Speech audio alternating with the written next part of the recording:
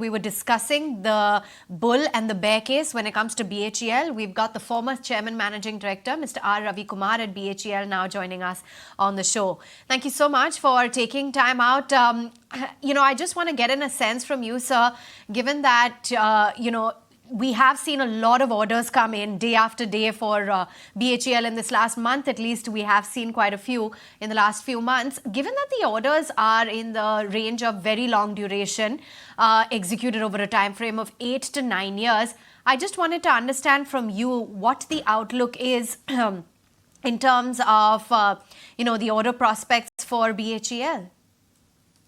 Yeah, recently, BHEL got an order for Lara 2 into 800 megawatt, that is from NTPC. Okay, and also one project from Mahan, that is previously SR. It has been transferred to Adani, and they got the order. So 4 into 800 megawatt orders they have received recently, and also they have received an order from NHPC for 2,880 megawatt. That is from the NHPC order is from Arunachal Pradesh. That order they got. They also got 80 Vande Bharat train orders. So that's a diversification into railway sector. So already BHEL has been doing railway locomotives and regenerative braking and all that, and retrofitting of the old electric locomotives. So they have a unit in Jhansi which they are doing. So totally they have booked orders of nearly 4 into 800, and NHPC orders are new. So order backlog has crossed 1 lakh crores.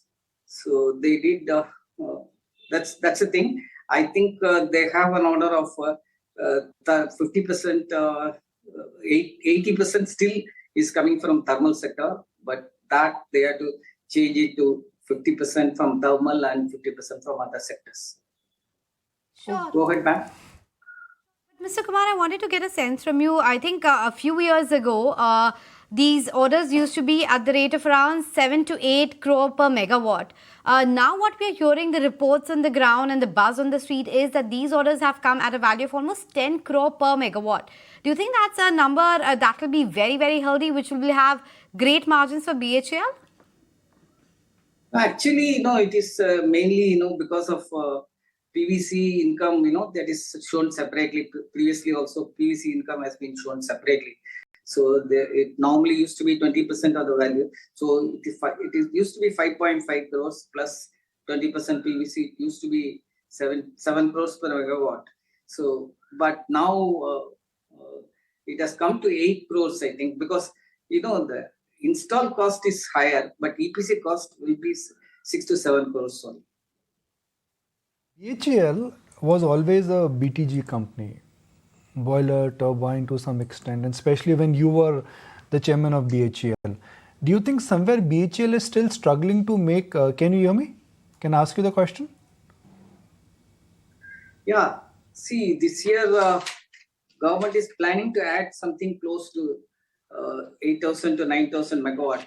If you see that, recently government has announced really that there to August, there was a rise of 15% electricity consumption. So I feel, totally 10,000 megawatt will be ordered during this year. But the problem is, only after 7 to 8 months, the revenues start flowing. So whatever orders you book now, the revenues will be from the next financial year only. So these are the things. As far as thermal is concerned, it is like that. But hydro, there is a long lead time. So hydro will not be useful for this year or next year. It will be after 1.5 years only the hydro orders will be useful. BHEL, sir, may be getting orders, but if I look at the fine print of the Vande Bharat order, it is an order where the margins are not the best. So is it a situation where for BHEL the order book may look great, but execution and margins may not be fantastic? So by the time the orders are executed, the profit may not be that great. But see, the orders, what they have in hand is about 85 to 90,000 crores. So last year they have done about 23,365 crores against 22,211 last year. This year they must be doing something close to 27,000 crores. And all these orders will come into force next year, definitely. So I'm expecting a jump 25, FY25 will be 34,000 crores. And the EBITDA also will be in FY25 will be 2,200 crores against 1,200 crores right now. So I think good time has started for BHEL. I think they should keep it up on this, and they should do a lot of diversification. As you see, there is a huge R&M opportunity is there. So they should do that. Actually, the install capacity of India is very high compared to close to 2 lakh megawatt. So I think they should, thermal itself is very high. So they should do something like 2,37,000 megawatt is the thermal. So they should look at renovation and modernization of opportunities of old 210 megawatt sets. And these are things, and wind and solar, I think that they should work. And they should work on the industry sector. As you know, they should do coal gasification. They have already done, way back in 1975. And they should go ahead with that. And carbon capture and hydrogen economy, defense and petrochemical refineries and locomotives. So they should go for non-thermal, as BHEL has indicated. They should go for 50% from thermal and 50% from non-thermal. If they want to do, they should do big projects. See, even there is no point in giving one locomotives or two locomotives or something like that. So they should go for a big hydrogen reactor along with a big company. So probably one of the petroleum giants, they can go ahead, and they should go for hydrogen reactors and all that. So whatever diversification they do in BHEL, they should do something close to 20,000 crores from thermal and 20,000 crores from other sources. So I think they should do close to 40,000 crores. Then only it is the PAT will jump. Sure. So point taken. You're talking about how the EBITDA could probably double in the next 2 years if your assumptions do fructify. But since we're talking about diversification, Mr. Kumar, I just had a follow-up there, because historically that has been one of the concerns for the company, that they haven't been able to diversify enough. There were enough opportunities earlier as well in terms of defense, in terms of railways. Now you're talking about green hydrogen, etc. as well. What is the impediment that the company is not able to diversify and continues to depend on only thermal as its mainstay? Once upon a time, it was very difficult to even issue tenders. So much of orders were coming. So see, every day one tender will come, and Chinese competition was there. So the company focused on diversification. I mean, expanding capacity to 20,000 megawatt, and they thought thermal is going to remain. But unfortunately, the carbon initiative has come suddenly. So there is a shrinkage of orders, but that doesn't mean thermal will die out. Today, coal production is going by 11%. So definitely thermal orders are going to come.